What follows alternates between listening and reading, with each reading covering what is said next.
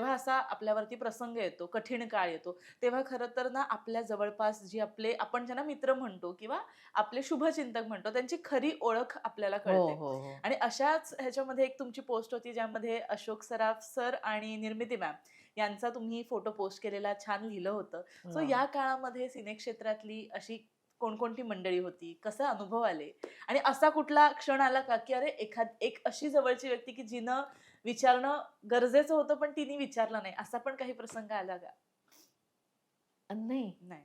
असं काहीच नाही. हां. मला सगळ्यांचे फोन आले. हं, ज्यांना यायचं जमलं ते आले. हं. म्हणजे हे तर माझ्यासाठी सगळ्यात ग्रेट होतं, की मला मुख्यमंत्र्यांचा फोन आला. अरे वाह! हां, म्हणजे माननीय उद्धव ठाकरे येस. त्यावेळेला म्हणजे त्यांनी प्रत्यक्ष नाही फोन केला. त्यांच्या ऑफिसमधून ऑफिसमधनं फोन फोन आला, आला. की "मॅडम तुम्ही कशा आहात? साहेबांनी विचारलंय, तुम्हाला काही मदत लागली तर सांगा आणि तुमच्या चौकशीसाठी महापौर येतायत." ओह! ओके. आणि लिटरली महापौर मॅडम, पेडणेकर मॅडम, किशोरी पेडणेकर. किशोरी पेडणेकर आणि त्यांच्यासोबत अजून एक नगरसेविका सिंधुताई आणि 4 त्यांचे ते बॉडीगार्ड हो. असे सगळे नाशिकला आले ओह! बरं. बघायला. मग हे माझ्यासाठी म्हणजे आणि मला पहिल्यांदा वाटलं, "अरे, आपण एवढे फेमस आहोत." म्हणजे डायरेक्ट मुख्यमंत्र्यांच्या ऑफिसमधून हो, विचारणा झाली. हो. मदतीची गरज नव्हती कारण सगळं मी मॅनेज करू शकले होते. कारण इंडस्ट्रीनीच दिलंय एवढं. तर काय झाला 4-5 लाखाचा खर्च तो तेवढा मी मॅनेज केला. केला. अजून लागलं असतं तर कदाचित मी मागितलं असतं मुख्यमंत्र्यांना, पण मला गरज नाही भासली. हं, त्याच्यानंतर अशोक सराफ मामा आले, हं, निर्मितताई आली. खूप हसवून गेले दोघंही जण. हं. मामांनी त्यांचा अनुभव सांगितला. त्यांचा पण वयाच्या 36व्या वर्षी मोठा ॲक्सिडेंट ॲक्सिडेंट झालेला. झालेला. सेम. अच्छा. हां.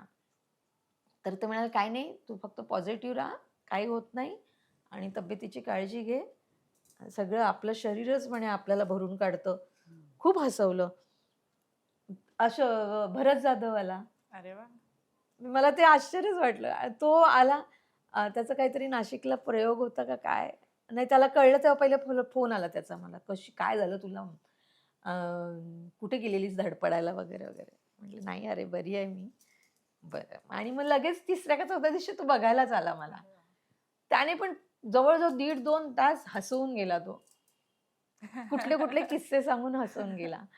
त्याच्यानंतर माझ्या सीरियलमधले शशांक केतकर आला, प्रियंका तेंडुलकर आली, सुमित भोगसे आला, हं, विद्या आली करंजीकर, हं. खूप जण आले.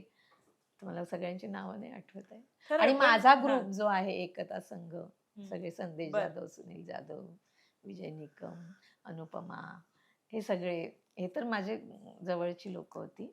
पण म्हणजे तुमचे मेडिसिन चालू होते, पण या माणसांकडनं जे हां. तुम्हाला हसवलं गेलं, ते एक वेगळं ते तुमच्यासाठी खूप औषध वेगळं होतं. आणि येऊन असं हे नाही, "अरे कसं झालं?" वगैरे हं. नाही. येऊन फक्त हसवून जायचंय असं. मला. आणि सगळ्यात आश्चर्य म्हणजे मी बी-एड झाल्या-झाल्या जेव्हा पहिल्यांदा भांडूपच्या अहिल्या विद्यालयात हां, शिक्षिका म्हणून लागले. हां, म्हणजे माझं वय काय असेल 22 वगैरे असेल हां, तेव्हा. हां. हं, हां. हं, एकच वर्षाचं बी-एड होतं ना. हं, 21व्या वर्षी हे झालं बी-एड. हां, 22 वर्षाची मी गेले हं, आणि 3 वर्ष मी त्या शाळेमध्ये शिकवलं. हं, 7वी, 8वी, 9वी, 10वी. हं. हां, तेव्हा मोठी त्या प्रायव्हेटमधली मोठी. ती मुलं मला बघायला आली. ओह! नाही मी 22 वर्षाची तेव्हा माझी पोरं तेव्हा काहीतरी 12 वगैरे वर्षाची होती. असतील. बरोबर. हां, तर ती सगळी आता मला इतकी मोठी मंडळी दिसली. सगळे बापे, मोठे-मोठे बापे झालेले असे. बस करून आले गं. ते प्रेम आहे. जवळ-जवळ 18 ते 19 मुली हो. मला भांडूपहून भेटायला. मग तो एक प्रसंग इतका हे होतो, की अरे आपल्याला काय मुलं विसरली कमवलंय? नाही. खरी गोष्ट आहे. मुलं विसरली नाही. हं. मग त्यांनी पण काय-काय घेऊन आले बापरे! आणि प्रत्येकाने मला काही-काही हे बक्षीस काय म्हणतात त्याला प्रेझेंट. कोणी साड्या आणल्या, कोणी खाऊ आणला, कोणी काय, काय, काय इतकं प्रेम.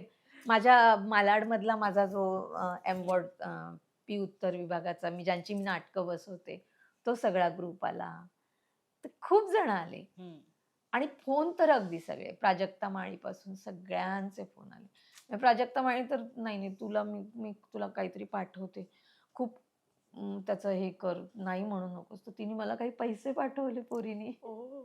ओके. हां, म्हणजे खूप हळवी आहे ती पण. सो ते अ, असे खूप जण आहेत ज्यांचे मला खरी फोन गोष्ट. आले, मेसेजेस आले. काही जणांना भीती वाटली फोनवरही बोलू शकेल की नाही, तर मेसेज पाठवले. सगळ्यांना उत्तर देता नाही आली मला. काही बरोबर. राहिलेत. त्यांना आता सांगते की तुमच्या सगळ्या त्या शुभेच्छांमुळे माझे ते 6 महिने मस्त मी उठून उभी राहिले. ते केवळ तुमच्या प्रेमामुळे. वा, खरंय खरंय. आणि मला असं वाटतं कुठल्याही कलाकारासाठी हीच मोठी संपत्ती आहे, हो, जी येस. कितीही पैसे देऊन विकत नाही घेऊ नाही, नाही, नाही. शकत. ही म्हणजे आपण किती श्रीमंत आहे मला त्या 6 महिन्यात कळलं. खरी गोष्ट आहे.